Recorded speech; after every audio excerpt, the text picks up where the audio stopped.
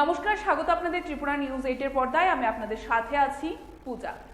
প্রধানমন্ত্রী নরেন্দ্র মোদীর আহ্বানে আমার মাটি আমার দেশ কর্মসূচির অঙ্গ হিসাবে বুধবার রাজ্যের বিভিন্ন বুথ ও মণ্ডল এলাকার বাড়ি বাড়ি মাটি সংগ্রহ করা হয়, যা কিনা পরে প্রদেশ বিজেপি কার্যালয় থেকে দিল্লি পাঠানো হবে। দিল্লিতে যে অমৃত বাটিকা তৈরি হচ্ছে সেখানে নিয়ে যাওয়া হবে এই মাটি।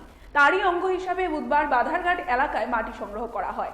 মেয়র দীপক মজুমদার, এলাকার বিধায়ক বা বিধায়িকা যিনি রয়েছেন অর্থাৎ মীনা রানী সরকার, কর্পোরেটর বাপি দাস, কর্পোরেটর অঞ্জনা দাস, মঙ্গল সভাপতি সহ দেখা যাচ্ছে বাড়ি বাড়ি গিয়ে মানুষের কাছ থেকে মাটি সংগ্রহ করেন। মেয়র বলেন, জাতি ধর্ম বর্ণ নির্বিশেষে প্রত্যেক বাড়ি থেকে এই মাটি সংগ্রহ করা হচ্ছে। উদ্দেশ্য একটাই, এক ভারত শ্রেষ্ঠ ভারত গঠন করা।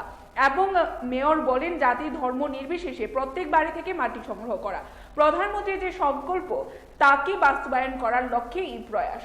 সমস্ত জাতি নির্বিশেষে সকলে এক ভারতবর্ষে আছেন, এটা প্রমাণ করার জন্য অমৃত বাটিকা তৈরি করা হচ্ছে।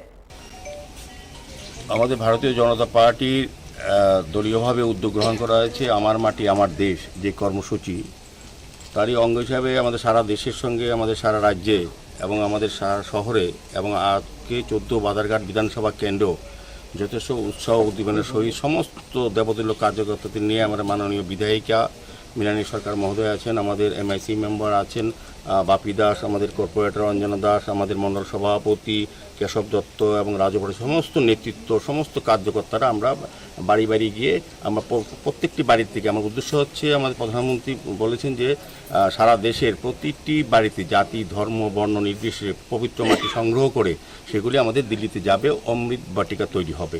একটাই উদ্দেশ্য যে সারা দেশের সমস্ত মানুষ এক জায়গায় আছে, সমস্ত মাটি পবিত্র মাটিগুলি এক জায়গায় রেখে আমরা অমৃত বাটিকা তৈরি করব। তারই উদ্দেশ্যে আজকে 14 বাধারঘাট বিধানসভা অন্তর্গত বিভিন্ন বুথে মাননীয় বিধায়িকা নেতৃত্বে মণ্ডল সভাপতির নেতৃত্বে বিভিন্ন বাড়ি থেকে পবিত্র মাটি সংগ্রহিত করা হচ্ছে। সেগুলি দলীয়ভাবে আমাদের রাজ্য কমিটিতে পাঠানো হবে, রাজ্য দপ্তর সেখান থেকে দিল্লিতে পাঠাবে মাননীয় প্রধানমন্ত্রী বরাবর, সেখানে দলীয়ভাবে এটা অমৃত বাটিকা তৈরি করা হবে।